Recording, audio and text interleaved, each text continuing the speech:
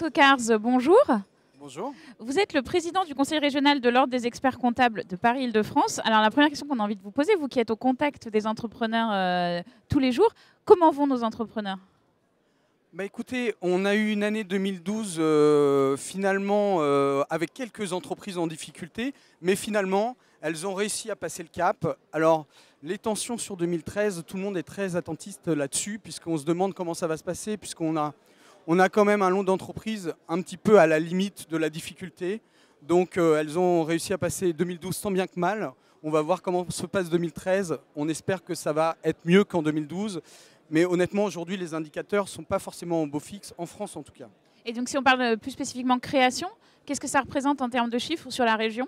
Alors vous voyez, j'ai des antisèches quand même parce que je ne connais pas les chiffres par cœur. Alors voilà, les quelques chiffres que je peux vous donner, c'est au mois de décembre 2012, on a eu sur la France, sur tout le territoire national, 36 807 nouvelles entreprises. Donc vous voyez, le chiffre est précis. C'est 16% de moins par rapport à décembre 2011. Alors par contre, sur toute l'année 2012, on est quasiment dans les mêmes chiffres. En fait, il y a le même nombre de créations qui sont de 550 000 environ sur l'année. Voilà. Après, si on veut des chiffres plus spécifiques à l'Île-de-France, alors l'Île-de-France, c'est marrant puisque la tendance est plutôt inverse.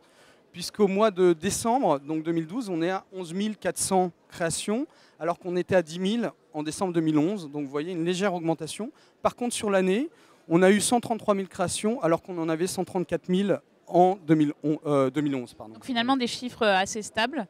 Exactement. Alors on sait que l'une des problématiques aujourd'hui, ça redevient le financement. Il y a eu des hauts et des bas dans ce domaine-là. Qu'est-ce qui bloque encore aujourd'hui et est-ce que ça va vraiment si mal que ça ? Est-ce que c'est le seul blocage ? Alors déjà, avant de parler de financement, je pense qu'il faut voir peut-être une analyse un peu plus macro. En fait, en France, la problématique qu'on a, c'est que le financement d'entreprises est très dépendant du système bancaire. C'est-à-dire les entreprises sont majoritairement financées par les banques. Donc ça induit beaucoup de choses. Alors ce n'est pas forcément un problème en soi, sauf qu'en période de crise, quand les banques vont mal, forcément, il y a moins de financement et elles sont plus dures pour accorder du financement. Donc une banque, ce n'est pas un organisme public, donc elle a besoin d'être remboursée. Et s'assurer d'être remboursée, ça veut dire avoir un certain nombre de garanties. Donc ça veut dire qu'en période de crise, les entreprises françaises ont beaucoup plus de mal à se faire financer, puisqu'elles sont uniquement dépendantes du financement bancaire. Qu'est-ce que vous dites à vos clients ? Est-ce que vous avez des astuces ou des choses ? Comment on contourne ça ? On ne peut pas ? Alors, pour contourner ça, il y a plusieurs solutions. Soit trouver du financement privé, le système de business angel, mais qui est encore très peu développé en France par rapport aux pays anglo-saxons notamment. Je pense que ça, c'est une des pistes qu'on doit améliorer en France. C'est vraiment le financement privé. Le financement par fonds d'investissement aussi. Mais en fait, c'est plus en France, les chefs d'entreprise ont un petit peu peur de ça. Ils ont peur qu'on les dépossède de leur entreprise. C'est dans la culture française. L'éternel problème. Voilà, ils veulent garder un petit peu leur précaré. Et donc, ils ont beaucoup de mal à passer à ce genre de financement. Et c'est pour ça qu'ils préfèrent du financement bancaire, même si, en ce moment, c'est quand même plus difficile à obtenir. Alors, heureusement, on a l'État qui nous aide, notamment avec Oseo, on va dire la BPI bientôt, qui a été un fort soutien pendant toute cette période de crise. Mais malgré tout, on se dit que l'économie, à un moment donné, doit pouvoir vivre d'elle-même sans forcément avoir un soutien fort de l'État. Donc il faudra à un moment donné, une fois que la crise sera passée, peut-être réfléchir au système de financement de l'entreprise française.